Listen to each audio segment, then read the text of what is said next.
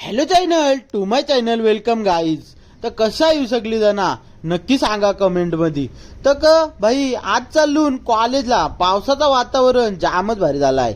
तिसच्या चंपाला घेतली न पहिले गेलो पाण्या बाईला आणाला. शार्प शूटर आहे नाही पण शार्प शूटर सेम पेंग्विन गत नाही दिसत होता. मी बोलू का आता चला तसाच. मग रोहनबाईची इलेक्ट्रिक गाडी पाण्याबाईने घेतली न मी पण बाईक व मस्तपैकी निघलो कॉलेजच्या दिशेने जावाला.